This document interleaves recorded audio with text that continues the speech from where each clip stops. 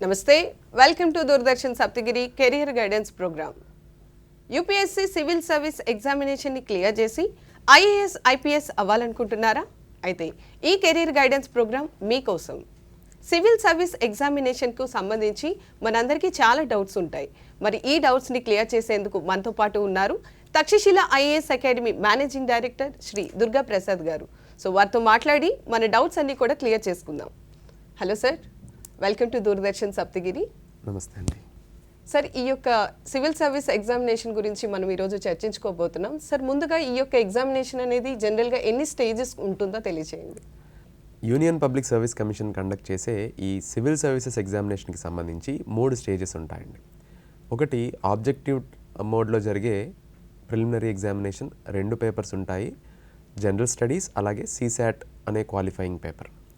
అలాగే ఈ స్టేజ్ తర్వాత మెయిన్స్ ఎగ్జామినేషన్ టోటల్ 9 పేపర్స్కి జరిగితే అందులో compulsory English and regional language papers qualifying papers అయితే రిమైనింగ్ 7 క్రూషియల్ పేపర్స్ ఒక్కొక్క పేపర్ 250 మార్క్స్కి జరుగుతుంది.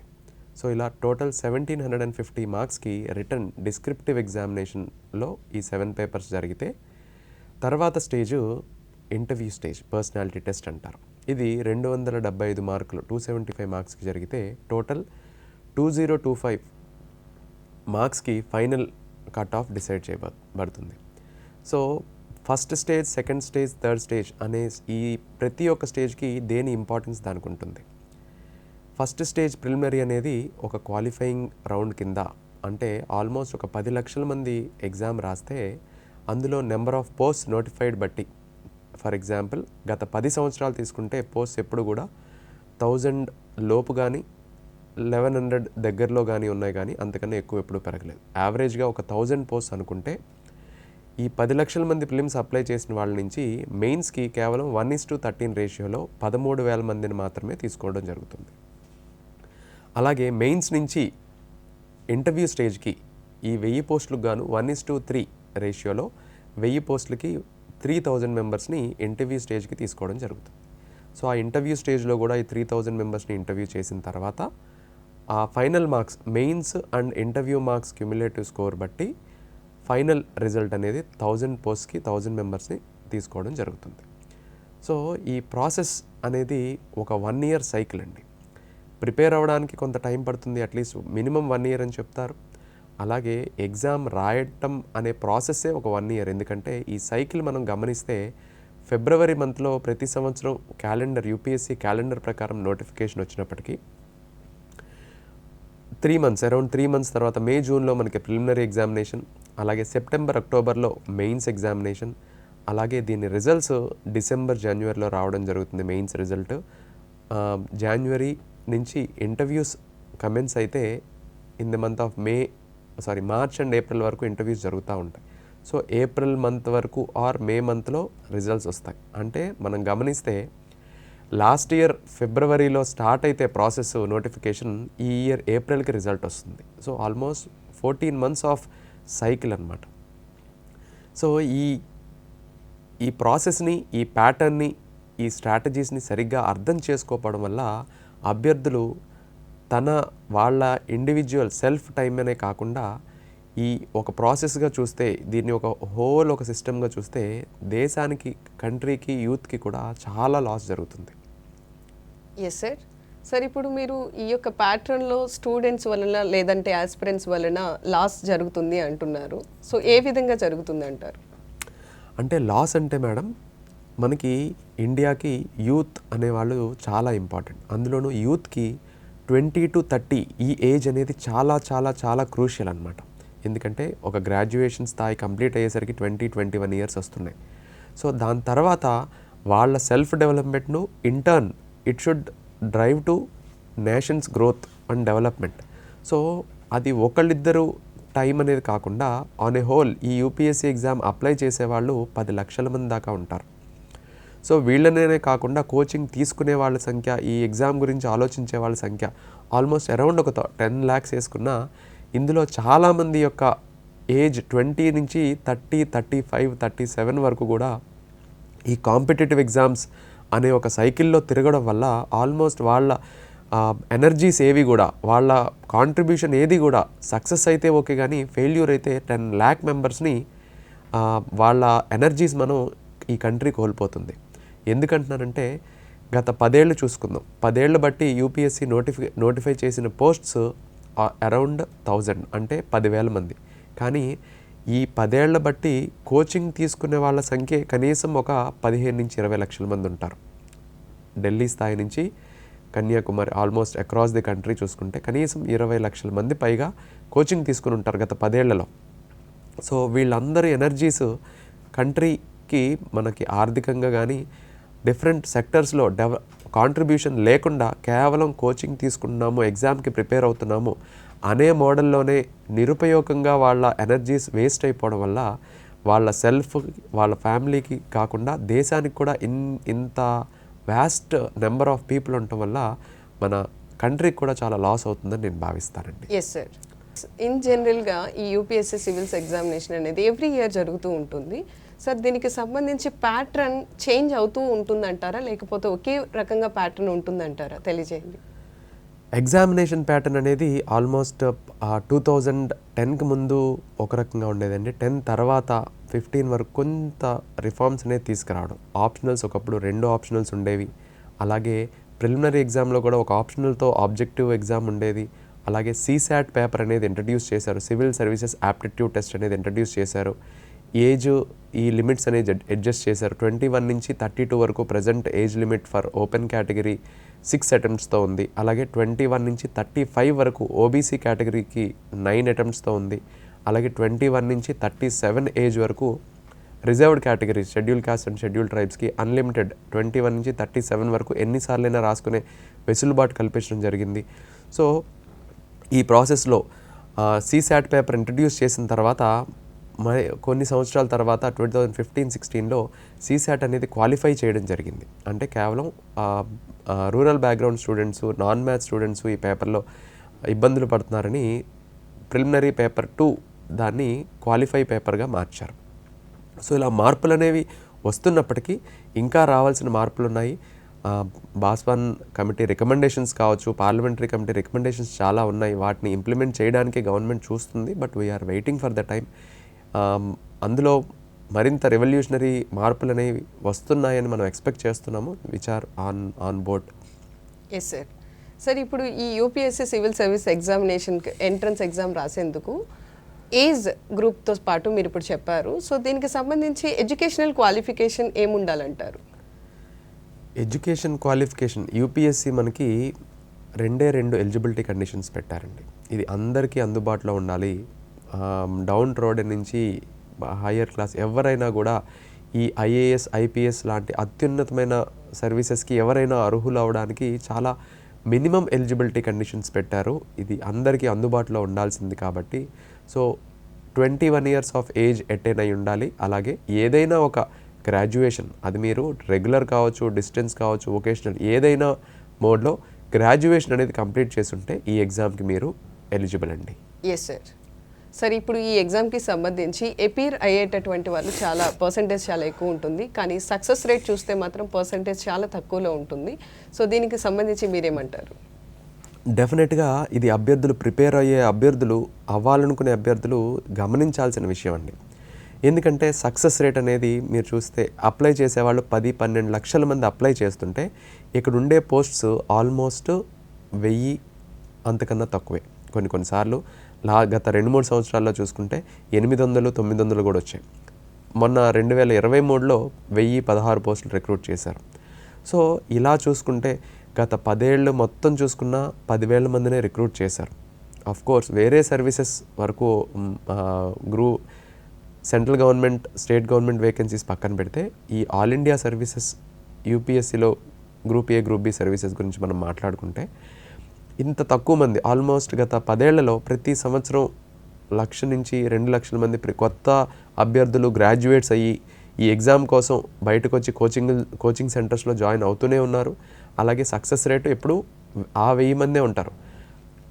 కోచింగ్ సెంటర్స్ పెరుగుతున్నాయి, చెప్పే టీచర్స్ పెరుగుతున్నారు, మోటివేట్ చేసే పర్సన్స్ పెరుగుతున్నారు, మార్కెట్ పెరుగుతుంది, రిసోర్సెస్ పెరుగుతున్నాయి, అన్నీ పెరుగుతున్నాయి. కానీ నెంబర్ ఆఫ్ పోస్ట్ మాత్రం అరౌండ్ 1000 ఉన్నాయి. సో సక్సెస్ రేటు అనేది మనం ఆలోచిస్తే మనం ఆల్టర్ చేయగలిగే చాలా తక్కువ. ఎందుకంటే మనం ఏం చేసినా ఎన్ని చేసినా సెలెక్ట్ అయ్యేది ఆ 1000 మందే. మనం 1,00,000 మంది పోటీ పడినా, 10 లక్షలు పోటీ పడినా, 20 లక్షలు పోటీ పడినా కేవలం మార్కెట్, కోచింగ్ సెంటర్స్, ఈ రిసోర్స్ పర్సన్స్ పెరగడం వల్ల సక్సెస్ రేట్లో మార్పు అనేది రాదండి. కాకపోతే లాస్ట్ కొంతవరకు 5 to 10% ఆఫ్ మార్జిన్ కొంతమంది మెరుగ్గా ప్రిపేర్ అయిన వాళ్ళ లిస్టులోకి వెళ్ళడం జరుగుతుంది. కొంచెం యావరేజ్గా ఆ లిటిల్ బిట్ ఆఫ్ చేంజ్ చూపించలేకపోయిన వాళ్ళు మిగిలిపోవడం జరుగుతుంది. సో ఆ 1000 మందిలో మహా అయితే లాస్ట్ 20-30% మనం మార్పు చేయగలమేమో కానీ overall success rate, failure rate అనేది మనం మార్చగలిగేది కాదండి. Yes sir. సార్ ఇప్పుడు ఈ యూపీఎస్సీ సివిల్ సర్వీస్ ఎగ్జామినేషన్ అనేది prelims, mains and interview. Sir ఈ యొక్క ప్రిలిమ్స్ క్వాలిఫై అవ్వాలి అంటే ఎలా ప్రిపేర్ అవ్వాలంటారు? బేసిక్గా ఇప్పుడు ఉన్న ప్రజెంట్ ట్రెండ్లో ప్రిలిమినరీ, మెయిన్స్, ఇంటర్వ్యూ అనేది సెపరేట్గా కాకుండా మ్యాక్సిమం కోచింగ్ సెంటర్స్ అన్నీ పాలరైజ్ అయిపోయి కేవలం మనకి ప్రిలిమ్స్ కమ్ మెయిన్స్ అనే మోడ్లోనే కోచింగ్ ఇవ్వడం జరుగుతుంది. ఎక్స్క్లూజివ్ ప్రిలిమ్స్కి కేవలం షార్ట్ టర్మ్ కోచింగే తప్ప లాంగ్ టర్మ్లో ఓన్లీ ప్రిలిమ్స్కి ఇవ్వడం అనేది మనం ఎక్కడ గమనించట్లేదు. ఎక్కడ కూడా ఆ ఓన్లీ ప్రిలిమ్స్ కోచింగ్ అనేది దొరకట్లేదు. సో దొరికిన ఐఏఎస్ స్థాయి కోచింగ్ సెంటర్లో ఉండట్లేదు. సో కానీ ఇక్కడ కావాల్సింది ప్రిలిమినరీ ఎగ్జామ్ కావచ్చు, మెయిన్స్ ఎగ్జామ్ కావచ్చు, ఈ రెండిటికి ఏదైతే సబ్జెక్ట్స్ సిలబస్ ఏదైతే యూపీఎస్సీ మనకి ఇచ్చిందో దాన్ని నిశ్చితంగా మనం పరిశీలించినట్టయితే బేసిక్స్ 6th క్లాస్ నుంచి 12th క్లాస్ వరకు ఎన్సీఆర్టీస్, అలాగే దానికి సంబంధించి ఈ కాంపిటీషన్ని క్రాక్ చేయాలి కాబట్టి కొంత స్టాండర్డ్ బుక్ సపోర్ట్ తీసుకొని మనం ముందుకెళ్తే ఈ ప్రిలిమినరీ ఎగ్జామినేషన్ క్లియర్ చేయడానికి ఈ సబ్జెక్ట్ నాలెడ్జ్తో పాటు కరెంట్ అఫైర్స్ రెగ్యులర్గా గత 1-2 సంవత్సరాల నుంచి న్యూస్ పేపర్ రెగ్యులర్గా ఫాలో అయ్యి కరెంట్ అఫైర్స్ నుంచి ఈ వచ్చిన డేటాని ఈ 6th class to 12th class ఎన్సీఆర్టీస్కి సంబంధించి స్టాండర్డ్ బుక్ సంబంధించిన స్టాటిక్ ఇన్ఫర్మేషన్తో లింక్ చేసుకుంటే ప్రిలిమినరీ ఎగ్జామినేషన్ చాలా ఈజీగా క్లియర్ చేయొచ్చు. అందులోనూ టెస్ట్ సిరీస్ ప్రాక్టీస్ క్వశ్చన్స్ చేయడం అనేది చాలా ఇంపార్టెంట్. ఎందుకంటే ఈ కాంపిటీషన్ 10 లక్షల మంది నుంచి 10,000, 13,000 మంది నుంచి తీయాలి అంటే అందరికీ సబ్జెక్ట్ అందరూ అదే బుక్స్ చదువుతారు, అందరూ అవే మెటీరియల్స్ చదువుతారు. కానీ ఎలా ఫిల్టర్ చేయాలి అంటే ఆ క్వశ్చనింగ్ ప్యాటర్న్ అనేది మారుతూ వస్తుంది. సో ఆ క్వశ్చనింగ్ ప్యాటర్న్ అనేది ప్రాపర్గా అర్థం చేసుకోగలిగి చదివేటప్పుడు డెప్త్ ఆఫ్ సబ్జెక్ట్, ఆ బ్రెడ్త్ విడ్త్ అర్థం చేసుకొని క్లారిటీ ఆఫ్ ఆ థాట్ ప్రాసెస్లో ఆ క్లారిటీ ఆఫ్ సబ్జెక్ట్ ఉంటేనే కానీ మనం ఆ క్వశ్చన్స్ని ఆన్సర్ చేయలేం. లేదా క్వశ్చన్స్ ఫ్రేమ్ చేసేవాళ్ళు మనల్ని ఎలా అయితే కన్ఫ్యూజ్ చేద్దాం అనుకుంటున్నారో ఆ ట్రాప్లో మనం పడిపోయి నెగిటివ్ మార్కింగ్లోకి మనం వెళ్ళిపోవడం జరుగుతుంది. కాబట్టి బేసిక్స్ బాగా మనం నేర్చుకొని దాన్ని కరెంట్ అఫైర్స్తో లింక్ చేసుకుంటూ ప్రిలిమ్స్ ఎగ్జామ్ క్లియర్ చేయడం చాలా ఈజీ అవుతుంది. Yes sir. సార్ ముఖ్యంగా ఈ యూపీఎస్సీ ఆస్పిరెంట్స్ అనేవాళ్ళు ఈ యొక్క మెయిన్స్ ఎగ్జామినేషన్ రాసేటప్పుడు ఎలాంటి జాగ్రత్తలు తీసుకోవాలంటారు? అదేవిధంగా ముఖ్యంగా ఈ ఆన్సర్ రైటింగ్ గురించి తెలియజేయండి. మెయిన్స్ ఎగ్జామినేషన్లో కీ అనేది, ఎందుకంటే ఈ కీ అని ఎందుకు అంటున్నా అంటే అండి, మెయిన్స్లో మనకి టోటల్ 7 పేపర్స్ ఉంటాయి. పేపర్ 6 and 7 ఒక ఆప్షనల్ సబ్జెక్ట్ ఎంచుకోవాలి. అది ఆప్షనల్ సబ్జెక్ట్ గురించి మనం తర్వాత మాట్లాడదాం. మిగతా 5 పేపర్స్ జనరల్ స్టడీస్ పేపర్స్ అంటాం. ఒక ఎస్ఏ పేపరు, అలాగే 3 జనరల్ స్టడీస్ ప్రిలిమ్స్లో ఉండే సిలబస్తో ఉండే పేపర్స్, కొంచెం అడిషనల్గా Indian society, internal security, disaster management ఇలాంటి సబ్జెక్ట్స్ యాడ్ అయ్యి, ఇంటర్నేషనల్ రిలేషన్స్ లాంటి సబ్జెక్ట్స్ యాడ్ అయ్యి, అలాగే ఎథిక్స్, ఇంటిగ్రిటీ అండ్ యాప్టిట్యూడ్, ఇవి జనరల్ స్టడీస్ పేపర్స్ అంటాం. సో వీటికి కావాల్సింది మెయిన్గా ప్రిలిమినరీలో మనం నేర్చుకున్న సబ్జెక్ట్తో అయితే అలాగే ఎస్ఏ అండ్ ఎథిక్స్ చాలా క్రూషియల్. సో ఈ 5 పేపర్లకి సంబంధించి ఆన్సర్ రైటింగ్ అనేది చాలా క్రూషియల్ అండి. ఎందుకంటే ఇప్పుడు మనకి ఇంటర్నెట్లో కావచ్చు, యూట్యూబ్లో కావచ్చు, గూగుల్లో మనం వెతికితే దొరకని డేటా అంటూ ఏం లేదు. మనం ఒకటి వెతికితే దానికి 100 ఇన్ఫర్మేషన్ ఇచ్చే జనరేషన్లో ఉన్నాం. సో ఈ ప్రాసెస్లో మెయిన్స్కి సంబంధించి ఏం చేయాలి, సిలబస్ ఏంటి అనే దాని మీద ఇన్ఫర్మేషన్ నెట్లో చాలా ఉన్నప్పటికీ మనం చేయాల్సింది, అభ్యర్థులు ఎక్కడ ఫెయిల్ అవుతారంటే ఆన్సర్ రైటింగ్లో ఫెయిల్ అవుతారు, ఈ ప్రాక్టీస్ చేయడంలో ఫెయిల్ అవుతారు. ప్రతి ఒక్కరు అభ్యర్థులు ఇప్పుడున్న కార్పొరేట్ ఎడ్యుకేషన్ సిస్టంలో అందరూ అలవాటు పడిపోయింది చదవటం, బుక్ ముందేసుకొని కూర్చోమంటే ఉంటున్నారు. కానీ పేపర్ మీద పెన్ పెట్టాలి, అదొక ప్రాసెస్లో ఉండాలి, దానికి ఒక ఆర్టికులేషన్ ఉండాలి, ఒక స్ట్రక్చర్ ఉండాలి అనేది చాలామంది మిస్ అయిపోతున్నారు. సో ఆన్సర్ రైటింగ్ అనేది చాలా కీ అండి. అది యూపీఎస్సీ ఆన్సర్ అనగానే చాలామంది చాలా ఏదో రకంగా ఫీల్ అవుతూ ఉంటారు. ఇట్ ఈస్ జస్ట్ సింప్లీ ఒక క్వశ్చన్కి 200 నుంచి 250 మార్క్ వర్డ్స్లో మనం ఆన్సర్ రాయాలి. సో దానికి అవుట్ ఆఫ్ ది బాక్స్ ఎక్కడో స్పేస్ నుంచి ఒక ఐఏఎస్ ఆన్సర్ అంటే ఒక గొప్పగా రాయాలి అని కాకుండా క్వశ్చన్ ఏంటి, ఆ క్వశ్చన్ యొక్క డిమాండ్స్ ఏంటి, దానికి మనకి సబ్జెక్ట్లోనూ కరెంట్ అఫైర్స్లో ఉన్న ఆబ్జెక్ట్స్ ఏంటి, వీటిని ప్రాపర్గా మనం ఎలా స్టార్ట్ చేయాలి, ఎలా ఎండ్ చేయాలి, అలాగే మెయిన్ పాయింట్స్ ఏ బుల్లెట్ పాయింట్స్ కవర్ చేయాలి, వాడు అడిగిన టాపిక్స్కి ఒక 10 సెంటెన్సెస్ మనం కరెక్ట్గా రాయగలిగి బ్యాలెన్స్డ్గా రాస్తే అదే యూపీఎస్సీ ఆన్సర్. దాన్ని గొప్పగా యూపీఎస్సీ ఆన్సర్ అంటే మామూలు ఆన్సర్ కాదు, నేను ఢిల్లీ వెళ్ళి నేర్చుకోవాలి, లేకపోతే ఇంకో చోటకి అవుట్ ఆఫ్ ది బాక్స్ థింకింగ్లో రాయాలి అనే ఆలోచన పిల్లల్ని దెబ్బతీసి ఆన్సర్ రైటింగ్కి దూరం చేస్తూ ఉంటుంది. సో వాళ్ళు ప్రిపరేషన్ మొదలుపెట్టిన రోజు నుంచి ప్రతి టాపిక్ మీద రోజుకి కనీసం 1-2 ఆన్సర్లు రాయడం అనేది చాలా ముఖ్యం. Yes sir. సార్ ఇప్పుడు మెయిన్స్ ఎగ్జామినేషన్కి సంబంధించి ఆప్షనల్ పేపర్ అనేది కీ రోల్ ప్లే చేస్తుంది. సో దీనికి సంబంధించి ఆప్షనల్లీ చూస్ చేసుకునేదానికి అభ్యర్థులు చాలా కన్ఫ్యూజ్ అవుతూ ఉంటారు. సో ఈ యొక్క ఆప్షనల్ పేపర్ని ఎలా చూస్ చేసుకోవాలంటారు? ఆప్షనల్ సబ్జెక్ట్ అనేది చాలా క్రూషియల్ అండి. ఎందుకంటే 1750 మార్కులకి మనకి మెయిన్స్ ఎగ్జామినేషన్ జరిగితే అందులో 500 మార్కులు ఆప్షనల్ సబ్జెక్ట్కే ఉంటుంది.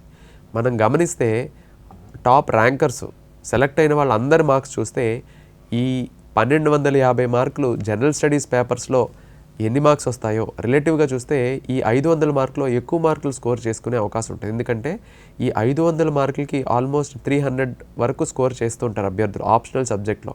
అదే జనరల్ స్టడీస్ ఆల్మోస్ట్ 1250 మార్క్స్కి జరిగినప్పటికీ మనకు అక్కడ వచ్చే స్కోరు 400 నుంచి 500 to 600 మ్యాక్సిమం ఉంటుంది.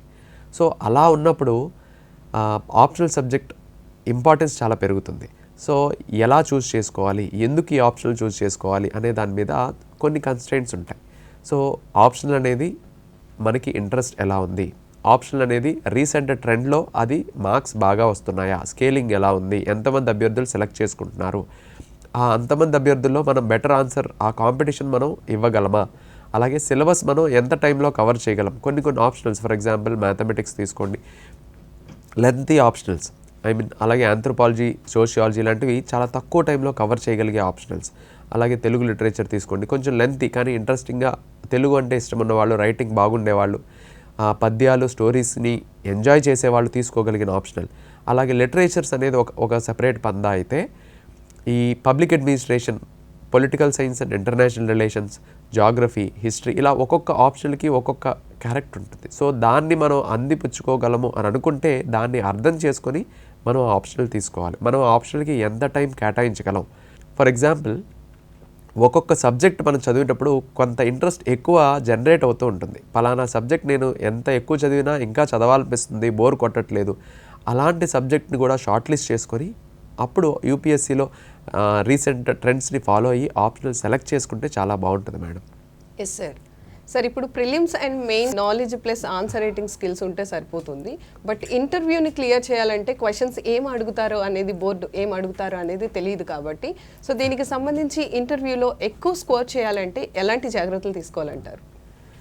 ఇంటర్వ్యూకి సంబంధించి అది నాలెడ్జ్ బేస్డ్ టెస్ట్ అనేది చాలా తక్కువ పర్సంటేజ్ అండి. అందులో నాలెడ్జ్ బేస్ అడిగినా కూడా మిమ్మల్ని టెస్ట్ చేయడానికే తప్ప అందులో స్ట్రాంగ్ స్టాటిస్టిక్స్ అనో లేకపోతే ఆ కాన్సెప్చువల్ అండర్స్టాండింగ్ని కొంత చేసుకోవడం తప్పితే అందులో సెట్టైన్గా మీరు 100% క్లారిటీగా చెప్పాలి, ఇలాంటి వాటి టెస్టింగ్ అనేది చాలా తక్కువ ఉంటుంది.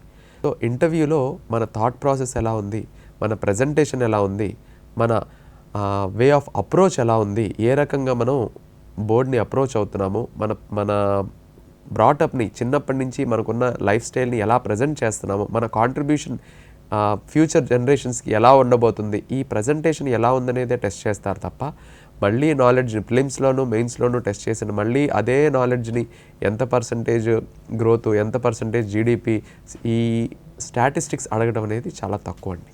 Yes sir. సార్ ఇప్పుడు వన్స్ ఒక ఆస్పిరెంట్ ఎగ్జామినేషన్కి రాసేటప్పుడు ఒకవేళ ఫెయిల్ అయ్యి నెక్స్ట్ టైం వాళ్ళు క్వాలిటీని ఎలా ఇంప్రూవ్ చేసుకోవాలంటారు? క్వాలిటీకి సంబంధించి అంటే ప్రతి ఎగ్జామ్ రాసిన తర్వాత మనకి స్కోర్ చూసుకుంటే కొంత బేసిక్ డేటా తెలుస్తుంది. ఏ పేపర్లో మనం బాగా ప్రజెంట్ చేశాము, ఏ పేపర్ బాగా రాయలేదు, ఏ పేపర్లో మార్క్స్ తక్కువ వచ్చాయి, ఆ మార్క్స్ ఎందుకు తక్కువ రావడానికి గల కారణాలు ఏమై ఉంటాయి అనేది అదే క్వశ్చన్ పేపర్స్ మళ్ళీ మనం ప్రజెంట్ చేసి కొంత అసెస్మెంట్ తీసుకోవడానికి అవకాశం ఉంటుంది. Yes sir. సార్, ఇప్పుడు ఈ యొక్క క్వశ్చన్ పేపర్స్కి సంబంధించి ఎలా ప్రిపేర్ అవ్వాలి అనేది మనకు ఒక ఐడియా ఉంటుంది. కానీ కరెంట్ అఫైర్స్ని ప్రిపేర్ అయ్యేటప్పుడు మనకి చాలామంది ఆస్పిరెంట్స్కి డౌట్ ఏంటి అంటే ఎట్లా ప్రిపేర్ అవ్వాలి, ఏ పేపర్స్ చదవాలి అనేది డౌట్ ఫీల్ అవుతూ ఉంటారు. దీని గురించి తెలియజేయండి. అంటే కరెంట్ అఫైర్స్కి సంబంధించి ఇట్స్ ఎ వ్యాస్ట్ డేటా అండి. ఎందుకంటే ఒకప్పుడు కరెంట్ అఫైర్స్ మనకి దొరికేవి కాదు 2005 అంతకుముందు. దాని తర్వాత ఇంటర్నెట్, ఈ రెవల్యూషన్ ఆఫ్ డేటా అనేది మనకి వచ్చేసరికి గూగుల్లో మనకు వద్దు అన్నా కూడా చాలా ఇన్ఫర్మేషన్ మన ముందు వచ్చి పడిపోతూ ఉంటుంది. సో ఏది చదవాలి అనే దానికన్నా ఏది ముందు సెలెక్ట్ చేసుకొని ఎక్కడ వరకే చదవాలి అనేది చాలా ఇంపార్టెంట్ అయిపోయింది. ఇన్ఫర్మేషన్ అనేది చాలా అవసరమైన దానికన్నా ఎక్కువ అయిపోయింది. సో ముందు ఏది చదవాలి అనే దానికన్నా ఏది చదవకూడదు అని సెపరేట్ చేసుకోవడం అనేది చాలా ముఖ్యం. ఎందుకంటే ఇప్పుడున్న మార్కెటింగ్ కావచ్చు, ఈ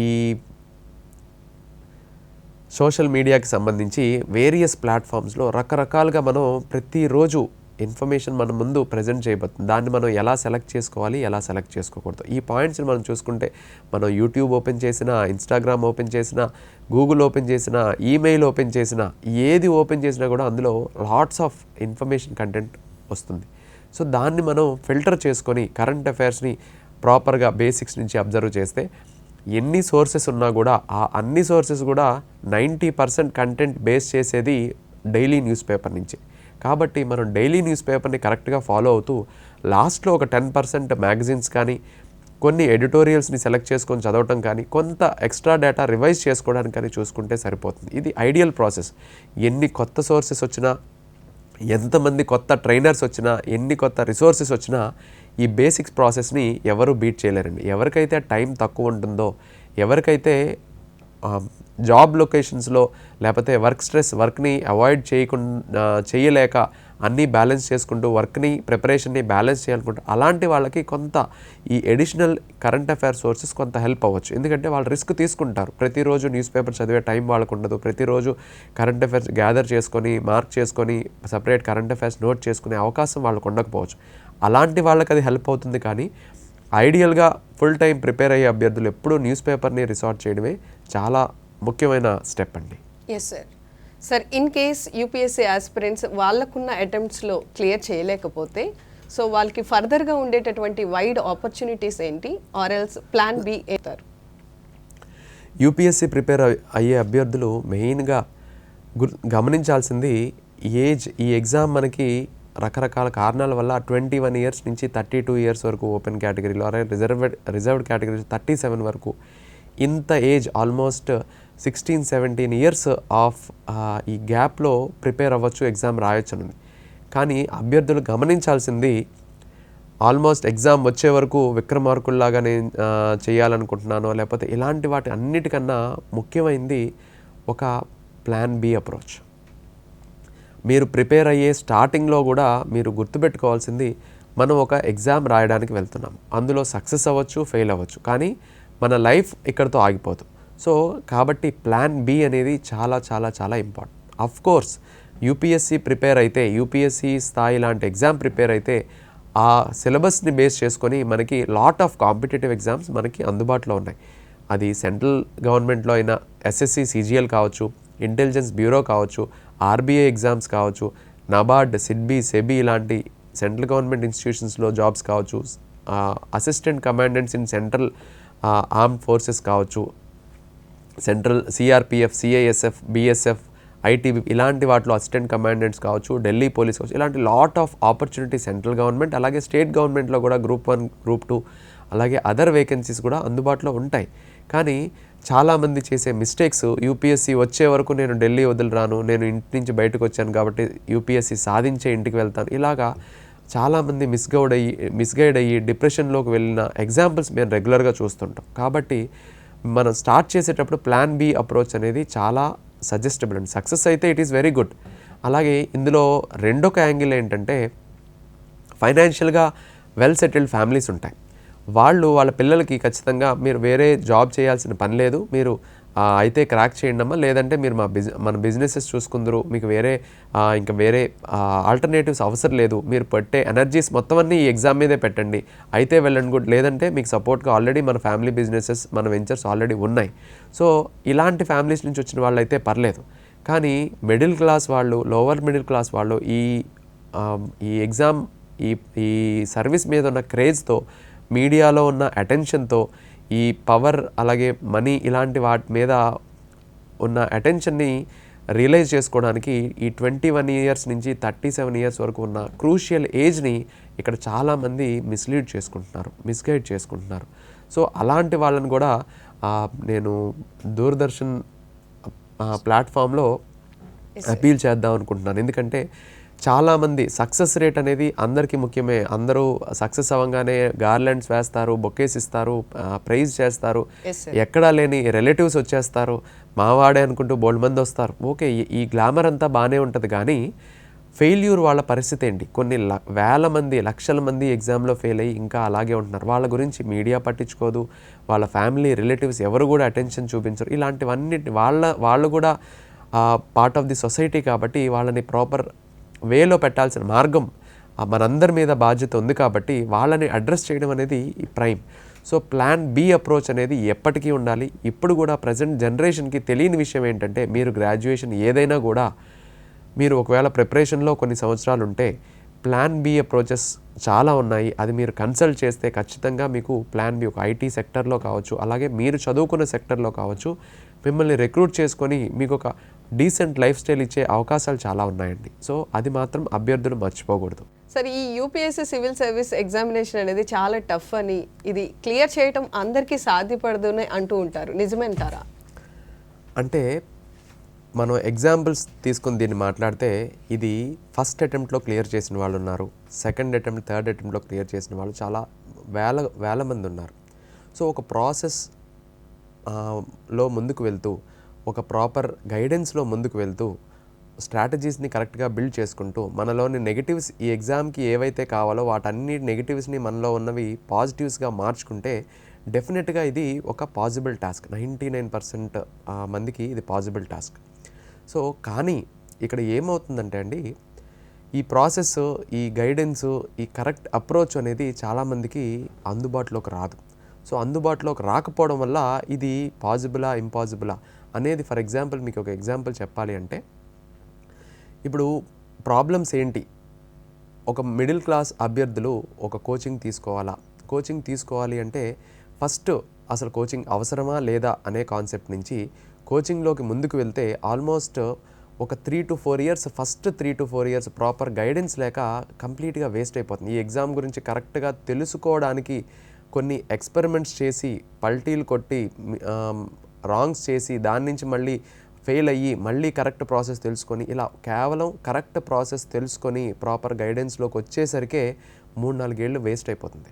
ఆ 3-4 ఏళ్ళ తర్వాత ఒరిజినల్ ప్రాసెస్ ప్రిపరేషన్ అనేది స్టార్ట్ అవుతుంది. సో అప్పటి నుంచి 4-5 ఏళ్ళలో మళ్ళీ సక్సెస్ అవుతూ ఉంటారు. సో ఇలా కొన్ని వేల లక్షల మందికి ఏం జరుగుతుందంటే, ఈ ఫస్ట్ కొంతమందికి 2-3 ఏళ్ళు వేస్ట్ అయిపోతుంది, కొంతమందికి 3-4 ఏళ్ళు వేస్ట్ అయిపోతుంది, కొంతమందికి 6-7 ఇయర్స్ వేస్ట్ అయిపోతుంది. అరే ఇన్నాళ్ళు మనం చేసింది వేస్ట్ అని రియలైజ్ అయ్యేసరికి ఆ రిగ్రెట్లో సగం ఈ ప్రిపరేషన్లో 5-6 ఇయర్స్ అంటే ఎంత క్రూషియలో మీరు ఆలోచించండి. సో అంత ఏజ్ వేస్ట్ అయిపోవడం వల్ల మనం ప్లాన్ బి అప్రోచ్ అనేది మనం చెప్తూ ఉంటాం. ఎందుకంటే అందరినీ మనం రీచ్ అవ్వలేం. సో అందరికీ ప్రాపర్ గైడెన్స్ దొరుకుతుందా అంటే ఇట్ ఈజ్ డైనమిక్, సెర్టైన్ కాదు. ఎందుకంటే ఎవరి అందుబాటులో ఉన్న వాళ్ళ మార్కెటింగ్ స్ట్రాటజీసు, కోచింగ్ సెంటర్స్ యొక్క డిఫరెంట్ ప్రాసెస్ని, అప్రోచ్ని కొంతమంది నమ్మి ముందుకెళ్తుంటారు. కొంతమంది అందులో సక్సెస్ అవుతుంటారు, మెజారిటీ ఫెయిల్ అవుతూ ఉంటారు. ఆ ప్రాసెస్లో సెల్ఫ్ డిసిప్లిన్ అని కొంతమంది ఫెయిల్ అవుతుంటారు. ఇలా చాలా మిస్లీడ్ అవుతూ ఉంటారు అభ్యర్థులు. సో వీటన్నిటినీ మనం చెప్పలేం కాబట్టి, సెర్టైన్గా మీరు సక్సెస్ అవుతారని గ్యారంటీ ఎవరు ఇవ్వలేరు కాబట్టి, మనం ఖచ్చితంగా చెప్పేది ప్లాన్ బి అనేది పెట్టుకుంటే అందరికీ మంచిది, అభ్యర్థికి మంచిది, వాళ్ళ ఫ్యామిలీకి మంచిది, సొసైటీకి మంచిది. సో ఈ రకమైన ధోరణిలో మనం చెప్తూ ఉంటాం. కానీ రైట్ గైడెన్స్లో వెళ్ళి, ఎందుకంటే మీరు అభ్యర్థుల్ని సక్సెస్ అయిన వాళ్ళని చూస్తుంటే ఆల్మోస్ట్ 30-50%, అంటే ప్రతి 1000 మెంబర్స్ సెలెక్ట్ అవుతుంటారు కదా మేడం, 30% నుంచి 50% వరకు ఉన్న సెలెక్ట్ అయిన అభ్యర్థులు మీరు చూసుకుంటే మెజారిటీ ఎంప్లాయీస్ పిల్లలే ఉంటారు. అంటే ఎంప్లాయీస్ పిల్లలు వాళ్ళకి ఆల్రెడీ చిన్నప్పటి నుంచి ఈ ఎక్స్పోజరు అవేర్నెస్ ఉంటుంది కాబట్టి వాళ్ళు కొంచెం తొందరగా ఈ ఎగ్జామ్ని అర్థం చేసుకొని దాని డిమాండ్స్ని తగ్గట్టుగా వాళ్ళు వాళ్ళ పర్సనాలిటీని చేంజ్ చేసుకొని వాళ్ళ స్ట్రాటజీస్ని ఇంప్లిమెంట్ చేసుకుంటూ సక్సెస్ అవుతూ ఉంటారు. సో ఇది మనం గమనించి, ఎందుకంటే ఇల్లిటరేట్ ఫ్యామిలీస్ కావచ్చు, డౌన్ ట్రోడెన్ నుంచి వచ్చిన వాళ్ళు కావచ్చు, లేదా అగ్రికల్చరిస్ట్ ఫ్యామిలీస్ నుంచి వచ్చిన వాళ్ళకి ప్రాపర్ గైడెన్స్ దొరకదు. సో వాళ్ళు కోచింగ్ సెంటర్స్ని రిసార్ట్ అవుతూ ఉంటారు. అక్కడ అది కరెక్టా తప్ప ఇప్పుడు మనం ఎవరిని ఐ మీన్ ఎవరిని కమెంట్ చేయట్లేదు కాబట్టి, బట్ ఎవరు తప్పు ఎవరు రైట్ అనేది వాళ్ళు రియలైజ్ అయ్యేసరికి ఈ టైం అంతా వేస్ట్ అయిపోతుంది. అందుకని ఇది ఇంపాసిబుల్ పాసిబుల్ టాస్క్ మధ్యలో డిఫరెన్స్కి మనకి. ఎస్ సార్, రెసిడెన్షియల్ కోచింగ్ అంటే ఏంటి, ఇది ఎక్కడ అందుబాటులో ఉంటుంది?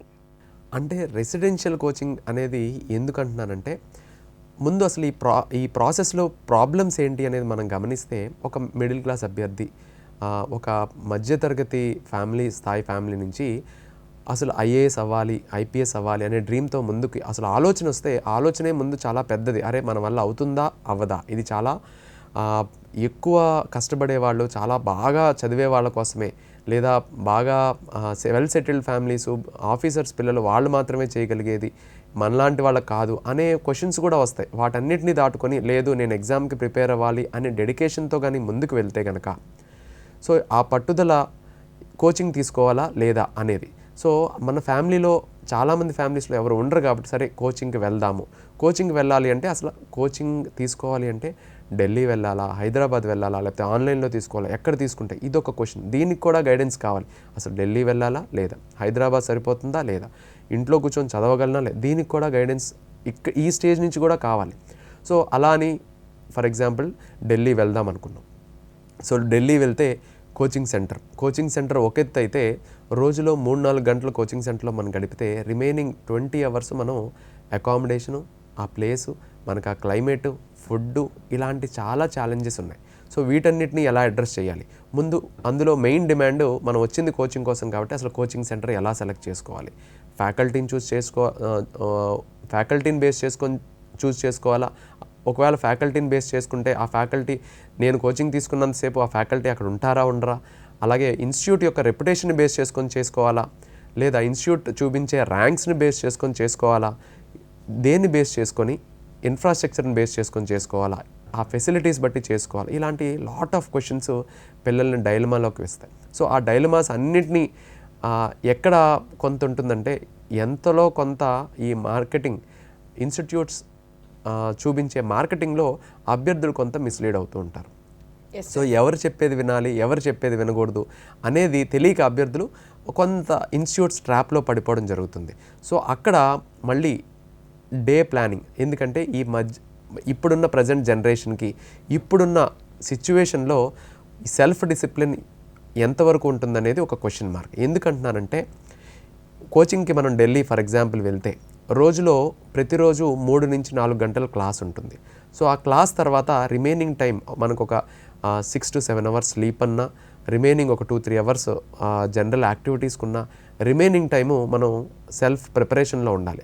ఆ ప్రిపరేషన్ మళ్ళీ ఎక్కడ ఉండాలి, రూమ్లో ఉండి చదువుకోవాలా, హాస్టల్లో ఉండి చదువుకోవాలా, లేకపోతే స్టడీ హాల్స్కి వెళ్ళి చదువుకోవాలా, దానికి మనకి సెపరేట్ గ్రూప్, ఒక పియర్ గ్రూప్ కావాలి, ఒక ఫ్రెండ్ సర్కిల్ కావాలి, మనతో పాటు సీరియస్గా ప్రిపేర్ అయ్యేవాళ్ళు కావాలి, సిల్లీగా మనల్ని మిస్లీడ్ చేసేవాళ్ళు కాకుండా ఉండే గ్రూప్లో మనం జాయిన్ అవ్వడానికి అవకాశం ఉండాలి, లైబ్రరీస్ ఇవన్నీ ఎంచుకోవాలి. సో ఈ ప్రాసెస్లో సెల్ఫ్ డిసిప్లిన్ అనేది చాలా అవసరం. సో ఈ సెల్ఫ్ డిసిప్లిన్లో కూడా మన చేతిలో ఫోన్ ఉంటుంది. ఆ ఫోన్ని వదిలిపెట్టే ఎంతమంది యూత్ ఫోన్ని పక్కన పెట్టి ప్రిపరేషన్కి నేను సిద్ధమవుతాను అని సాక్రిఫైస్ చేసే అభ్యర్థులు ఎంతమంది ఉన్నారు. సో ఈ సెల్ఫ్ డిసిప్లిన్ అనేది చాలా చాలా చాలా అవసరం. సో ఇవన్నీ లేక కేవలం ప్రిపరేషన్ అనే ప్రాసెస్లో, ఈ కోచింగ్ అనే ప్రాసెస్లో 1, 2, 3 సంవత్సరాలు జస్ట్ బేసిక్స్ తెలుసుకోవడానికే ఈ సెల్ఫ్ డిసిప్లిన్ లేక ఈ అరేంజ్మెంట్స్, అకామిడేషన్ కావచ్చు, ఫుడ్ కావచ్చు, క్లైమేట్ అడ్జస్ట్మెంట్స్ కావచ్చు, బుక్స్ గ్యాదరింగ్ కావచ్చు, అసలు ప్రిలిమ్స్ ఎక్కడి నుంచి స్టార్ట్ చేయాలి, మెయిన్స్ ఎక్కడి నుంచి స్టార్ట్ చేయాలి, ఎన్సీఆర్టీ నుంచి చేయాలా, స్టాండర్డ్ బుక్స్ నుంచి చేయాలా, న్యూస్ పేపర్ రెగ్యులర్గా చదవాలా లేదా, ఈ ప్రాసెస్ని మొత్తం అంతా జస్ట్ ఇన్ఫర్మేషన్ని గ్యాదర్ చేసుకొని ఒక స్ట్రీమ్ లైన్లోకి రావడానికే ఈ పిల్లలకి 1-2 ఇయర్స్ టైం పట్టేస్తుంది. ఈ 1-2 ఇయర్స్లో మనం ఇంటి దగ్గర నుంచి కోచింగ్ అని తీసుకొచ్చిన ఫస్ట్ సంవత్సరంలోనే కోచింగ్ అనే 2 లక్షల ఫీజు కట్టేసి ఉంటాం. సో అప్పుడు కోచింగ్ కూడా అయిపోతుంది. మన కోచింగ్ అంటే ఏంటో పూర్తిగా తెలియకుండానే 1 ఇయర్ గడిచిపోతుంది. సో ఈ ప్రాసెస్లో మళ్ళీ 2-3 ఏళ్ళకి మనం రియలైజ్ అయిన తర్వాత ఒరిజినల్ నీడ్ అసలు సబ్జెక్ట్ కొంతవరకు వచ్చిన తర్వాత అప్పుడు యాక్చువల్ కోచింగ్కి అవసరం పడుతుంది. సో ఇలాంటి టైంని ఇప్పుడు మళ్ళీ ఏం చేయాలి? మళ్ళీ 2-3 లక్షల కోచింగ్ కట్టాలి. ఎలా చేయాలి? మెంటర్ని ఎలా ఎంచుకోవాలి? ఆన్సర్ రైటింగ్ ఎలా ప్రాక్టీస్ చేయాలి? మనకంటూ మనం రాసే ఆన్సర్స్ని కరెక్ట్ చేసే మెంటర్స్ ఎక్కడ దొరుకుతారు? దానికి మళ్ళీ ఎంత ఫీజు కట్టాలి? ఇలాంటివన్నీ కూడా ఒక క్వశ్చన్ మార్క్స్. సో వీటన్నిటినీ బ్రేక్ చేయాలి అంటే కొంతవరకు ఒక పాజిటివ్ సైన్ ఏంటంటే రెసిడెన్షియల్ సివిల్ సర్వీసెస్ కోచింగ్. ఒక ఇంటర్మీడియట్ ఐఐటి కానీ నీట్ కానీ మనం సాధించాలి అంటే ఎందుకు రెసిడెన్షియల్ కోచింగ్లో ఇంపార్టెన్స్ ఉంటుందంటే మనం కేవలం అక్కడ ఆ ఇన్స్టిట్యూషన్ ఏదైనా కావచ్చు వెళ్ళాము అంటే అన్ని అరేంజ్మెంట్స్ అక్కడ ఉంటాయి. కేవలం మనం ఫోకస్ చేయాల్సింది సబ్జెక్ట్ మీద, మనం చదవాల్సిన దాని మీద, నేర్చుకోవాల్సిన దాని మీద, ప్రాక్టీస్ రివిజన్ మీద మాత్రమే. సో మిగతా చుట్టుపక్కల ఉన్న అన్ని యాక్టివిటీస్ అక్కడ అరేంజ్మెంట్స్ అన్నీ ఇన్స్టిట్యూట్ వాళ్ళే చేసేసి ఉంటారు. ఫుడ్, అకామిడేషను, టైమింగ్స్, మన ఏ టైంలో మనం ఎక్కడ ఉండాలి, టైం టేబుల్ ఏంటి, స్కెడ్యూల్ ఏంటి అన్నీ ఉంటాయి. కాబట్టి పిల్లలు అదే ఫోకస్డ్గా ఉంటారు. కాబట్టి అక్కడ ఇది ఈజీ అవుతుంది, ఎక్కడ మనకి టైం వేస్ట్ అవ్వదు.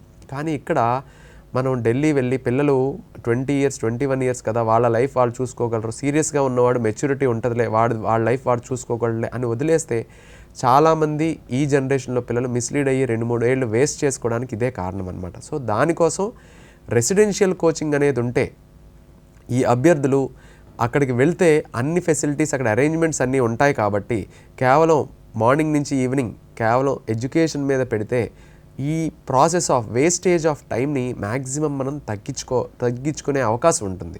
సో అలా తగ్గించుకుంటే ఈ క్వాలిటీని పెంచుకునే మార్గం. ఎందుకంటే ఎవరైతే క్వాలిటీ అని ఎందుకంటున్నానంటే 5-10 ఏళ్ళు 10-15 ఏళ్ళు ఈ ప్రిపరేషన్లో ఉండేదానికంట మన రెసిడెన్షియల్ కోచింగ్లో మనకు అన్ని ఫెసిలిటీస్ అందుబాటులో ఉంటాయి. ఫ్యాకల్టీస్ కావచ్చు, మెంటర్స్ కావచ్చు, అక్కడే అందరూ ఒక కాలేజ్ లాగా ఉంటుంది. కాబట్టి ఇక్కడ సక్సెస్ రేట్ అనేది పెరగడానికి అవకాశం ఉంటుంది. అభ్యర్థుల టైం వేస్ట్ అవ్వడానికి తక్కువ ఉంటుంది. ఈ ప్రాసెస్లో పిల్లల టైం వేస్ట్ తక్కువ అవుతుంది. సో ఇది రెసిడెన్షియల్ కోచింగ్లో ఉన్న అడ్వాంటేజెస్ అని నేను అనుకుంటాను. Yes sir. సార్ ఇప్పుడు MA public policy along with IAS coaching ఈ కాంబినేషన్లో మనకున్న ఇప్పుడు ఎక్కడెక్కడ ఈ యొక్క అవకాశాలు ఉన్నాయంటారు? పర్టికులర్గా ఈ ఎంఏ పబ్లిక్ పాలసీ అని ఇందాక నేను చెప్పిన దాంట్లో రీసెంట్గా ఆచార్య నాగార్జున యూనివర్సిటీ, మనకి విజయవాడ గుంటూరు రీజియన్లో ఉన్న ఈ ప్రెస్టీజియస్ స్టేట్ యూనివర్సిటీ సివిల్ సర్వీసెస్కి మళ్ళీ ఈ రీజియన్ని హబ్గా చేయాలనే ఉద్దేశంతో ఈ ఫెసిలిటీస్ని ఇంప్రూవ్ చేస్తూ ఢిల్లీలో ఏవైతే ఫెసిలిటీస్ ఉంటాయో వాటన్ని ఫెసిలిటీస్ని ఇక్కడ అందుబాటులో ఉంచి, అన్ని రిసోర్సెస్ని ఇక్కడ అందుబాటులో ఉంచి, అలాగే అభ్యర్థులు ప్రిపేర్ అయ్యే ఆ టైంని కూడా ఎక్కువ వేస్ట్ చేయకుండా ఆ ప్రాసెస్లో ఒక అకాడమిక్ డిగ్రీ కూడా వాళ్ళకి అయిపోతాయి. ఎందుకంటే పబ్లిక్ పాలసీలో కూడా వీళ్ళు నేర్చుకునేది సివిల్ సర్వీసెస్లో ప్రిపేర్ అయ్యే సబ్జెక్ట్సే కాబట్టి ప్యారలల్గా 2 అయిపోతాయి అనే ఉద్దేశంతో ఈ కోర్సు అందించడం జరుగుతుంది. సో అభ్యర్థులు ఎవరైతే సివిల్స్ ప్రిపేర్ అవుదాం అనుకుంటున్నారో రెసిడెన్షియల్ మోడల్లో వాళ్ళకి ఇదొక గోల్డెన్ ఆపర్చునిటీ. ఒక అడిషనల్గా ఒక అకాడమిక్ డిగ్రీ వస్తుంది, అలాగే ప్రిపరేషన్ కంప్లీట్ అయిపోతుంది. అది కూడా రెసిడెన్షియల్ మోడ్లో చాలా తక్కువ కాస్ట్లో ఈ ప్రిపరేషన్ కంప్లీట్ అవుతూ ఎక్కడా టైం వేస్ట్ అవ్వకుండా 24/7 రౌండ్ ది క్లాక్ ఒక స్కెడ్యూలు, టైం టేబుల్తో రిసోర్స్ పర్సన్స్ అలాగే ఫ్యాకల్టీ రౌండ్ ది క్లాక్ అందుబాటులో ఉండేటట్టు ఈ ప్రోగ్రామ్ డిజైన్ చేయబడింది. సో ఇలాంటి ప్రోగ్రామ్స్, ఎందుకంటే ఇలాంటి రెసిడెన్షియల్ ప్రోగ్రామ్స్ జామియా మిలియా ఇలాంటి ఇన్స్టిట్యూషన్స్లో, అలాగే రీసెంట్గా కాశ్మీర్ యూనివర్సిటీ కేయూ కూడా రెసిడెన్షియల్ కోచింగ్కి రీసెంట్గా ఈ ట్రెండ్ స్టార్ట్ అవుతుంది. ఇవి ప్రైవేట్ కోచింగ్స్ ఈ రెసిడెన్షియల్ కోచింగ్స్ ఆఫర్ చేయలేవు, చాలా తక్కువ ఇన్స్టిట్యూట్స్ మాత్రమే ఆఫర్ చేస్తాయి. అందులో కూడా చాలా ఎక్కువ ఫీజు ఉండటం జరుగుతుంది. ఎందుకంటే అకామిడేషన్కి ఆల్మోస్ట్ 1.5 lakh 2 lakhs వరకు అయిపోతుంది అన్ని ఫెసిలిటీస్ క్రియేట్ చేయాలి అంటే. కానీ యూనివర్సిటీస్లోను ఇన్స్టిట్యూషన్స్లో ఉన్న అవకాశం ఏంటంటే ఆల్రెడీ ఫెసిలిటీస్ అన్నీ వాళ్ళకి ఆధ్వర్యంలో ఉంటాయి. కాబట్టి కేవలం కొంత స్పేసు అలాగే కొన్ని ఫెసిలిటీస్ ఇస్తే సరిపోతుంది. కాబట్టి ఇది కేవలం ప్రెస్టీజియస్ ఇన్స్టిట్యూట్స్లో మాత్రమే ఈ residential coaching possible and viable. ఎందుకంటే ప్రైవేట్ ఇన్స్టిట్యూషన్స్ ఇవి ఇచ్చిన ఇయర్లీ 3 lakhs నుంచి 5 lakhs వరకు ఛార్జ్ చేస్తారు. సో అది అందరికీ అవకాశం ఉండదు. కాబట్టి ఇది మనకి ఆంధ్ర, తెలంగాణ ఈ రీజన్స్లో అలాగే సౌత్ ఇండియాలో ఎవరైతే రెసిడెన్షియల్ కోచింగ్ తీసుకోవాలనుకుంటున్నారో వాళ్ళకి ఆచార్య నాగార్జున యూనివర్సిటీ అందిస్తున్న ఈ గోల్డెన్ ఆపర్చునిటీ వాళ్ళు సద్వినియోగం చేసుకుంటే చాలా బాగుంటుంది. Yes sir. సార్ ఇప్పుడు ఆస్పిరెంట్స్ అనే వాళ్ళు ఈ యొక్క ఎగ్జామినేషన్ క్లియర్ చేయాలి అంటే ఏ స్టేజ్ నుంచి ఆర్ ఏ ఏజ్ నుంచి ఈ ప్రిపరేషన్ అనేది స్టార్ట్ చేయాలంటారు? అంటే స్టూడెంట్స్, ఆస్పిరెంట్స్ గమనించాల్సింది ఏంటంటే అండి, మీరు చాలా ర్యాంకర్స్ చూడండి, ర్యాంకర్స్ యొక్క లైఫ్ స్టైల్ చూడండి, అవన్నీ మీరు నిశితంగా పరిశీలిస్తే సక్సెస్ స్టోరీస్లో మీరు ఐడియల్గా న్యూస్ ఛానల్స్లో వచ్చే స్టోరీస్ కానీ లేదంటే ఒక ప్రైవేట్ ఛానల్స్లో వచ్చే స్టోరీస్ కానీ మీరు గమనిస్తే అక్కడ ఏ ర్యాంకరు కూడా 99% ర్యాంకర్సు నేను 6 నెలల్లో సక్సెస్ అయ్యాను, ఫస్ట్ అటెంప్ట్తోనే సక్సెస్ నాకు 1 year ప్రిపరేషన్తోనే వచ్చేసింది అనే ఎగ్జాంపుల్స్ చాలా తక్కువ ఉంటాయి. ప్రతి ర్యాంకర్స్కి తెలుసు వాళ్ళు ఎంత కష్టపడ్డారు, ఎన్ని సంవత్సరాలు దీని గురించి తపన పడి కృషి చేశారు అనేది వాళ్ళకి తెలుసు. వాళ్ళు ఒరిజినల్ డేటా ఇస్తారు. కానీ ఇన్స్టిట్యూట్స్ వెబ్సైట్లో కానీ వాళ్ళ యూట్యూబ్ ఛానల్స్లో ఇది కొంచెం ట్యాంపర్ చేయబడి అది మనకి ఎలా అనిపిస్తుందంటే 1 yearలోనే సక్సెస్ అయిపోవడం, ఫస్ట్ 1 yearలోనే ఇది చాలా ఈజీ టాస్క్, మా ఇన్స్టిట్యూట్లో ఉంటే ఫస్ట్ 1 yearకే చూసిన ఎగ్జాంపుల్స్ చాలా ఉన్నాయి, ఫస్ట్ అటెంప్ట్లో సక్సెస్ అయిన వాళ్ళు మీరు కూడా అయిపోవచ్చు, ఇలాంటి ఎగ్జాంపుల్స్ చాలా మిమ్మల్ని మిస్లీడ్ చేస్తూ ఉంటాయి. కాబట్టి మీరు అభ్యర్థులు గమనించి కోచింగ్ తీసుకునే ముందు ఫస్ట్ డిసైడ్ అవ్వాల్సింది ఇది 1 yearలో అయ్యే టాస్క్ కాదు, కోచింగ్ తీసుకోవడానికే 1 year పడుతుంది, తర్వాత ఎగ్జామ్ రాయడానికే 1 year పడుతుంది, ఒక కంప్లీట్ సైకిల్ ఆఫ్ ఎగ్జామినేషన్ రాయడానికే 1 year పడుతుంది. సో సక్సెస్ అవ్వడానికి పాజిటివ్ అండ్ నెగిటివ్ రెండు అబ్జర్వ్ చేస్తే మినిమం ఒక 2 to 3 years అనేది చాలా లీస్ట్ టైం మనం ఈ ఎగ్జామ్ గురించి స్పెండ్ చేయాల్సింది. అలాగే అది మినిమం అని చెప్పాను. ఆన్ అన్ యావరేజ్ ఒక 3 years నుంచి 5 to 6 years కనుక మనం డిసైడ్ అయితే ఈ 3 to 6 years ఈ ఎగ్జామ్కి కేటాయించి అప్పుడు మనం ప్లాన్ బి కావచ్చు, అదర్ కాంపిటేటివ్ ఎగ్జామ్స్ కానీ వెళ్ళచ్చు.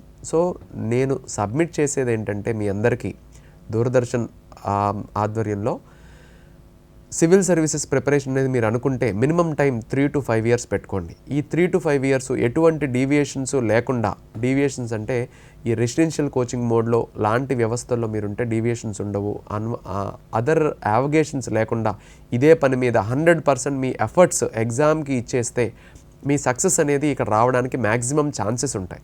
ఒకవేళ ఫెయిల్ అయినా మీరు ఇంటర్వ్యూ స్టేజ్ దాకా వెళ్ళారు కాబట్టి 1 or 2 attempts ఎక్కువ తీసుకోవచ్చు. కానీ అన్వాంటెడ్ కోచింగ్ సెంటర్స్ యొక్క మిస్లీడింగ్ అడ్వర్టైజ్మెంట్స్ చూసో లేకపోతే ఆ ర్యాంక్స్ యొక్క బోర్డ్స్ చూసో ఇవి చూసి వెళ్ళడం వల్ల మీరు ఫస్ట్ ఇనీషియల్ టైంలో మీరు కోచింగ్ కట్టే 2-3 lakhs ఫస్ట్ ఇయర్ మాత్రమే కడతారు. సో ఆ 2-3 lakhs కట్టిన టైం మీకు చాలా వేస్ట్ అయిపోతుంది.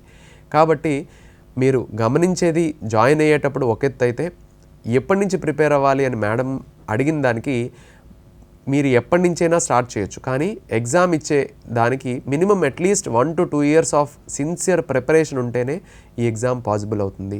1 year ప్రిపేర్ అయిపోయి ఎగ్జామ్ రాసేస్తాను అంటే పాసిబిలిటీస్ చాలా చాలా చాలా రేర్ అండి. మినిమం రేర్ కేసెస్లో మాత్రమే అది జరుగుతుంది. అది మీకు దాన్ని లక్ అంటారా లేకపోతే ఎక్కడో ఒక స్పాంటేనియస్గా మీకు అది జరిగిపోవడం అంటారా, అది ఏదైనా అయి ఉండొచ్చు. కానీ ప్రాక్టికల్గా మీరు సక్సెస్ స్టోరీస్ అన్నీ తక్షశిల ఐఏఎస్ అకాడమీ యూట్యూబ్ ఛానల్లో మీకు కొన్ని హండ్రెడ్స్ ఆఫ్ సక్సెస్ స్టోరీస్ ఉంటాయి. వాటన్నిటిని మీరు గమనిస్తే యావరేజ్ సక్సెస్ రేట్ వచ్చేసి మినిమం 3 to 5 years ఉంటుంది. సో దాన్ని బేస్ చేసుకునే నేను చెప్తున్నాను. Yes sir. సార్ ఇప్పుడు యూపీఎస్సీ ఆస్పిరెంట్స్ పర్ డేలో 16 hours నుంచి 18 hours 20 hours చదవాలి, అలా చదివితేనే ఎగ్జామ్ని క్లియర్ చేయొచ్చు అనేటటువంటి ఫియర్ ఉంటుంది. సో ఈ టైమింగ్స్ అడ్జస్ట్మెంట్ గురించి మీరు ఏమంటారు? మెచ్యూర్డ్గా మనం థింక్ చేద్దాం మేడం. ఇది సాధారణంగా ఏంటంటే మీడియా అటెన్షన్లో మనం చూస్తుంటాం. ఇంటర్మీడియట్ ఐఐటి నీట్ క్రాక్ చేసిన తర్వాత కూడా పిల్లలు ఎన్ని అవర్స్ కష్టపడ్డారంటే నేను 18-19 hours కష్టపడ్డానని చెప్తారు. బట్ ఆ ప్రాక్టికల్ రియాలిటీలో మనం అబ్జర్వ్ చేసినట్టయితే, మనం పర్సనల్గా మాట్లాడినట్టయితే యావరేజ్ టైము ఒక 8 to 12 hours మధ్యలో based on the candidates resistance వాళ్ళ పొటెన్షియల్ బట్టి ఉంటాయి.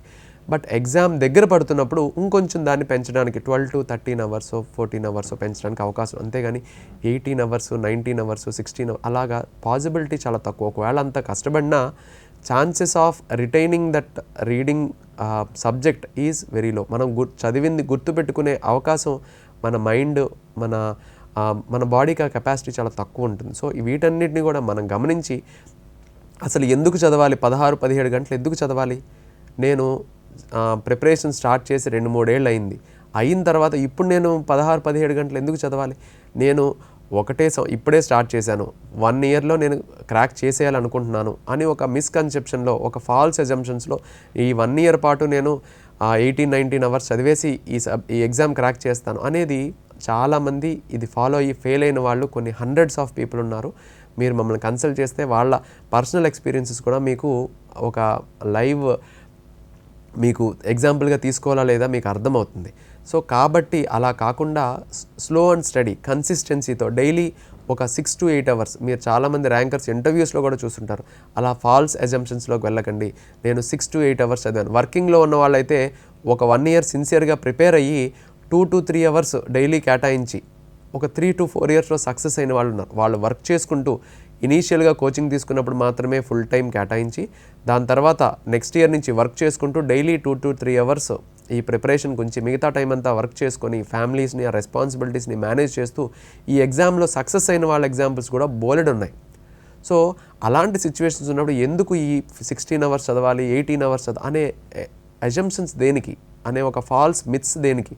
కేవలం 1 ఇయర్లో మీకు లైఫ్లో మళ్ళీ టైం దొరకదు, మీకు మీ పేరెంట్స్ కానీ మీ సిచ్యువేషన్ కానీ మీకు ఇచ్చిన టైం 1 ఇయర్ అంటే మేబీ అప్పుడు మీరు ఆ రిస్క్ తీసుకోవాలేమో. కానీ I don't think it is possible.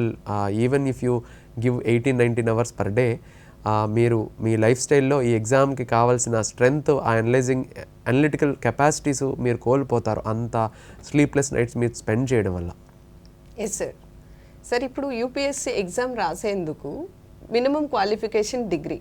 So మరి ఈ బ్యాచిలర్ డిగ్రీలో ఎటువంటి గ్రూప్స్ మనం చూస్ చేసుకుంటే ఆన్ అండ్ ఎడిషన్ అవుతుందంటారు?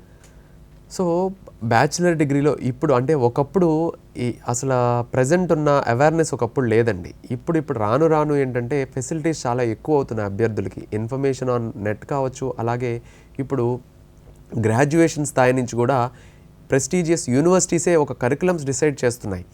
ఎందుకంటే ఒకప్పుడు ఈ కరికులమ్స్ అనేవి కేవలం బీఏ చదివితే కొంత ఈజీగా ఉంటుంది, అదే సబ్జెక్ట్ సోషల్ స్టడీసే ఉంటుంది కాబట్టి బీఏ మనకు అందుబాటులో ఉంటుంది అనేవాళ్ళు. అలాగే బీఏ కాకుండా ఇప్పుడు ప్రజెంట్ ట్రెండ్లో బీఏతో పాటు పబ్లిక్ పాలసీ అనే కోర్సెస్ యూనివర్సిటీస్, ఎందుకంటే universities has the power to design a separate curriculum for on special demands. కాబట్టి యూనివర్సిటీస్ ఈ యూపీఎస్సీకి కాంపిటేటివ్ ఎగ్జామ్స్కి ప్రిపేర్ అయ్యే అభ్యర్థులు ఎక్కువ అవుతున్నారు కాబట్టి వాళ్ళ డిమాండ్స్ కొద్దీ ఈ కోర్సెస్ని సెపరేట్గా డిజైన్ చేస్తున్నారు. ఇవి సాధారణమైన కాలేజీలో, జనరల్ కాలేజీల్లో ఉండవు. ఎందుకంటే ఒకప్పుడు బీఏ చదువుతూ కానీ లేదా డిస్టెన్స్ ఎడ్యుకేషన్లో నేను ఇంటర్మీడియట్ అయిన తర్వాత డిస్టెన్స్లో చదువుకుంటాను, ఈ 3 ఏళ్ల పాటు సివిల్స్ కోచింగ్లోనే తీసుకొని డిగ్రీ అయిన వెంటనే ఎగ్జామ్ రాస్తాను, ఇలాంటి ఎగ్జాంపుల్స్ మనకి చాలా ఉన్నాయి. సో ఇలా ఉన్నా కూడా ఇప్పుడు వాటికి ఆ ట్రెండ్స్కి అప్పుడు అలా ఉండేవాళ్ళు చాలా తక్కువ మంది. సో ఇప్పుడు అలా ఎక్కువ మంది అయ్యారు కాబట్టి వాళ్ళ డిమాండ్స్కి తగ్గట్టు ఇప్పుడు యూనివర్సిటీస్, ఆచార్య నాగార్జున యూనివర్సిటీ కావచ్చు, అలా కొన్ని అటానమస్ కాలేజెస్ కూడా, మారిస్టెల్లా కాలేజు, ఆంధ్ర లోయలా కాలేజ్, ఇలా టాప్ ఇన్స్టిట్యూషన్స్ ఈ సివిల్స్ ప్రిపేర్ అయ్యే వాళ్ళ డిమాండ్స్ కోసం separate courses, BA public policy అని, ఎంఏ పబ్లిక్ పాలసీ అని, ఈ కోర్సెస్ కేవలం సివిల్స్ ప్రిపేర్ అయ్యే వాళ్ళకి బాగా ఎక్కువ హెల్ప్ అవుతాయి. ఎక్స్క్లూజివ్గా ఎంఏ పబ్లిక్ పాలసీ అనేది ప్యూర్గా పాలసీ మేకింగ్లో గవర్నమెంట్ ఆధ్వర్యంలో వేరియస్ పాలసీస్ డిజైన్ చేయడానికి ఈ పబ్లిక్ పాలసీ, అలాగే ప్రైవేట్ ఇన్స్టిట్యూషన్స్లో, అలాగే వరల్డ్ ఇంటర్నేషనల్ ఇన్స్టిట్యూషన్లో వర్క్ చేయడానికి ఈ పబ్లిక్ పాలసీ చదువుతూ ఉంటారు. సో ఆ ప్రిపరేషన్ అనేది చాలా దీనికి దగ్గరగా ఉంటుంది కాబట్టి సో ఈ BA public policy, MA public policy అనే కోర్సెస్ సివిల్ సర్వీసెస్ ఆస్పిరెంట్స్కి యాప్ట్గా సూట్ అవుతుంది. ఎందుకంటే జనరల్ బీఏ మీరు తీసుకున్నా కూడా మీకు సిలబస్ సోషల్ స్టడీస్ మ్యాచ్ అయ్యేది ఒక 20%, 30% మ్యాచ్ అవుతుంది. రిమైనింగ్ థింగ్ మీరు ఎక్స్ట్రా కేవలం డిగ్రీ కంప్లీట్ అవ్వాలి కాబట్టి క్వాలిఫికేషన్ కోసమైనా మీరు అన్వాంటెడ్ డిగ్రీ కోసం వేరే సబ్జెక్ట్స్ చదివి ఆ టైం దానికి ఇన్వెస్ట్ చేయాలి. అదే పబ్లిక్ పాలసీ లాంటి కోర్సెస్లో ఎక్స్క్లూజివ్గా సివిల్స్ కోసం డిజైన్ చేసిన కోర్సెస్లో మీరు జాయిన్ అయితే మీరు అనవసరమైన టైం కేటాయించడానికి ఛాన్స్ లేదు. సో అప్పుడు మీకు అవకాశాలు చాలా ఎక్కువ ఉంటాయి. So it is most advisable మీరు ఇంటర్మీడియట్ తర్వాత ప్రిపేర్ అవ్వాలి అని అనుకుంటే కనుక స్లో అండ్ స్టడీగా ఈ ఎగ్జామ్ నేను గ్రాడ్యుయేషన్ తర్వాత క్రాక్ చేయాలి, సో ఇప్పటి నుంచే నేను టైం కేటాయిస్తాను అనే ఆలోచన మీకు ఉంటే ఇంటర్మీడియట్ తర్వాత ఖచ్చితంగా ఈ యూనివర్సిటీస్ అలాగే అటానమస్ కాలేజెస్ డిజైన్ చేసిన కోర్స్ మీకు చాలా సూట్ అవుతుంది. 90% ఆఫ్ సిలబస్ మీకు ఆ కోర్స్లో మీకు ఎగ్జామ్కి ఉపయోగపడుతుంది. మీకు ఈ 3 ఇయర్స్లో మీరు మిగుల్చుకున్న టైం రివిజన్ చేసుకోవడానికి, అదర్ స్కిల్స్ నేర్చుకోవడానికి, అర్థమెటిక్ రీజనింగ్ ప్రాక్టీస్ చేసుకోవడానికి, అదర్ కాంపిటేటివ్ ఎగ్జామ్స్ని కూడా ఈజీగా క్లియర్ చేసుకోవడానికి ఈ 3 ఇయర్స్ ఆఫ్ టైం మీకు మ్యాక్సిమం టైం అనే వెపన్ ఇస్తుంది. ఆ టైం మీరు కాంపిటేటివ్ ఎగ్జామ్స్ అన్నిటి మీద దండయాత్ర చేయడానికి కూడా మీకు ఉపయోగపడుతుందని నేను చెప్పగలను. Yes sir. సార్ ఫైనల్లీ మా ఆడియన్స్కి మెయిన్గా ఆస్పిరెంట్స్, స్టూడెంట్స్ అండ్ పేరెంట్స్కి మీరు ఇచ్చేటటువంటి సజెషన్స్. సివిల్ సర్వీసెస్ అనేది అందరికీ ఆశ ఉంటుందండి. ప్రతి ఒక్కరికి కూడా ఐఏఎస్ అవ్వాలి, మా పిల్లలు ఐపీఎస్ అవ్వాలి అనే ఆశ ఉంటుంది. సో పిల్లల్లో ఆ ఇంట్రెస్ట్ కల్పించడం కోసం మనం బలవంతంగా కాకుండా రియాలిటీ ఏంటో అనేది చూపించి అప్పుడు ఆ ఇంట్రెస్ట్ వాళ్ళలో సెల్ఫ్గా వచ్చేటట్టు మోటివేట్ చేయడం అనేది ఒకటి ఫస్ట్ స్టెప్. అయితే రెండో స్టెప్, వాళ్ళు డెసిషన్ తీసుకున్న తర్వాత ప్రాపర్ రిసోర్సెస్ ఎక్కడున్నాయి అనేది మీరు వెతికి దాని మీద రీసెర్చ్ చేసి క్లారిటీ తీసుకొని జాయిన్ చేయడం అనేది రెండోది. సో ఆ క్లారిటీ తీసుకునే ప్రాసెస్లో మీరు కోచింగ్ సెంటర్స్ చూపించే మ్యాజిక్స్, ట్రిక్స్, ర్యాంక్స్ ఇలాంటి వాటికి పడకుండా రీసెర్చ్ ఒక ప్రాసెస్ అనేది చాలా ఇంపార్టెంట్. రీసెంట్ ట్రెండ్స్లో గత సంవత్సరం నుంచి చాలా యూనివర్సిటీసు, చాలా అటానమస్ ఇన్స్టిట్యూషన్స్ సివిల్ సర్వీసెస్ వాళ్ళ కోసం సెపరేట్గా కోర్సెస్ డిజైన్ చేస్తున్నారు. సో ఆ కోర్సెస్ సివిల్ సర్వీసెస్ ప్రిపరేషన్కే కాకుండా అకాడమిక్గా చాలా హెల్ప్ అవుతాయి, చాలా టైం సేవ్ అవుతాయి. సో ఇలాంటి కోర్సెస్ మీద డిపెండ్ అవ్వడం చాలా బెటరు. సో అక్కడ రిసోర్సెస్ కూడా మీకు అందుబాటులో ఉంటాయి. So that is what I want to clarify. అలాగే ప్లాన్ బి అనేది కూడా చాలా ఇంపార్టెంట్. ఇది మీరు ఎక్స్పర్ట్స్ని అడిగితే మీరు ఖచ్చితంగా ప్లాన్ బి ఎలా సెలెక్ట్ చేసుకోవాలి, ఒకవేళ లైఫ్లో అది యాడెడ్ అడ్వాంటేజ్గా ఎలాగా మనం ముందుకు తీసుకెళ్ళాలి, ప్రిపరేషన్ టైం మిస్లీడ్ అవ్వకుండా, హ్యాంపర్ అవ్వకుండా. సో ఈ మూడు, ఒకటి డెసిషన్ అనేది పిల్లలు సిన్సియర్గా తీసుకునే విధంగా పేరెంట్స్ ప్రోత్సహించాలి. రెండోది ప్రిపరేషన్ అనేది ఇప్పుడున్న లాంగ్ టర్మ్ ప్రిపరేషన్కే ఓటేస్తూ 3 to 4 years of consistent time ఉండేటట్టు ఇంటర్మీడియట్ తర్వాత అయితే graduation BA plus public policy లాంటి కోర్సెస్ తీసుకోవాలి, లేదా గ్రాడ్యుయేషన్ తర్వాత అయితే PG ప్లస్ పబ్లిక్ పాలసీ లాంటి, MA ప్లస్ పబ్లిక్ పాలసీ లాంటి కోర్సెస్తో రెసిడెన్షియల్ మోడ్లో తీసుకునే ఆ ప్రాసెస్ని మీరు వెతికి డిసైడ్ చేసుకోవాలి. మూడోది ప్లాన్ బి అనేది ఎప్పటికీ పిల్లలకి ఒక డిజైన్ అనేది, ఒక ఆలోచన అనేది ఖచ్చితంగా ఉండేటట్టు మనం డెసిషన్ తీసుకోవాలి. Yes sir. Sir students and aspirants, మెయిన్గా మా పేరెంట్స్ కూడా, సో వీరికి సంబంధించి వీరికి డౌట్స్ ఉన్నటువంటి డౌట్స్ అన్నీ కూడా చాలా చక్కగా క్లారిటీ ఇచ్చారు. సో దుర్గాప్రసాద్ గారు, thank you so much sir. Thank you అండి. ఇదండి ఈ వారం కెరియర్ గైడెన్స్ కార్యక్రమం. సో మరొక వీక్ మళ్ళీ మంచి అంశంతో మీ ముందు ఉంటాం. So stay tune. Doordarshan Saptagiri career guidance.